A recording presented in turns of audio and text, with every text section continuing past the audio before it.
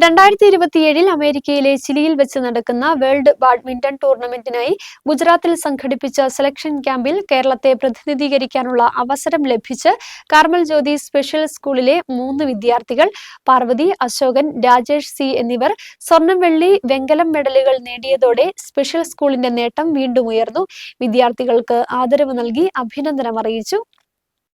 അന്താരാഷ്ട്ര badminton വേദിയിലേക്കാണ് Carmel ജ്യോതിയിലെ വിദ്യാർത്ഥികൾക്ക് അവസരം ലഭിച്ചത്. 2027 അമേരിക്കയിലെ ചിലിയിൽ വെച്ച് നടക്കുന്ന വേൾഡ് ബാഡ്മിന്റൺ ടൂർണമെന്റിനായി ഗുജറാത്തിൽ സംഘടിപ്പിച്ച സെലക്ഷൻ ക്യാമ്പിൽ കേരളത്തെ പ്രതിനിധീകരിക്കാനുള്ള അവസരം കാർമൽ ജ്യോതി സ്പെഷ്യൽ സ്കൂളിലെ 3 വിദ്യാർത്ഥികൾക്ക് ലഭിച്ചു. പാർവതി, അശോകൻ, രാജേഷ് സി എന്നിവരുടെ മികച്ച പ്രകടനത്തിലൂടെ സ്വർണം, വെള്ളി, വെങ്കലം എന്നീ മെഡലുകൾ നേടിയതോടെ സ്പെഷ്യൽ സ്കൂളിന്റെ നേട്ടം വീണ്ടും ഉയർന്നതായി സിസ്റ്റർ ജിജി ജോസ് പറഞ്ഞു.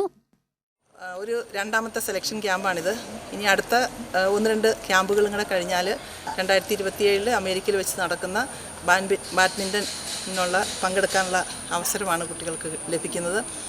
മച്ചപ്ലാവ് കാർമൽ ജ്യോതി സ്പെഷ്യൽ സ്കൂളിൽ Kerala sports council for intellectually disabled ഇതിൻ്റെ കീഴിൽ നമ്മുടെ സ്ഥാപനവും അസോസിയേറ്റ് ചെയ്ത് ചെയ്യുന്നു.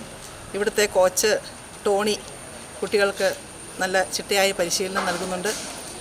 ഇപ്പോൾ അതിൻ്റെ ഫലമാണ് ഈ കുട്ടികൾ ഇത്രയും വിജയത്തിൽ എത്തിയതിൻ്റെ കാരണം.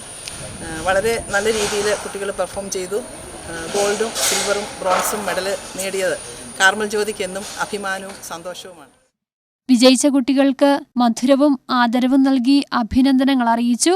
ഡിഫറൻ്റ്ലി ഏബിൾഡ് വ്യക്തികൾക്കായുള്ള sports association for differently abled എന്ന ദേശീയ സംഘടനയുടെ അഫിലിയേഷനോടെ കഴിഞ്ഞ 4 വർഷങ്ങളായി സ്പോർട്സ് അക്കാദമിയായി പ്രവർത്തിച്ചു വരുന്ന സ്ഥാപനമാണ് കാർമൽ ജ്യോതി.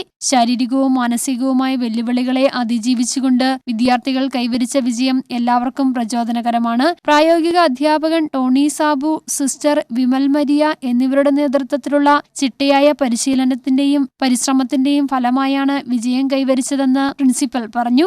ഇതിനു മുമ്പും കാർമൽ ജ്യോതിയിലെ കുട്ടികൾ ദേശീയ തലത്തിൽ കഴിവ് തെളിയിച്ചിട്ടുണ്ട്.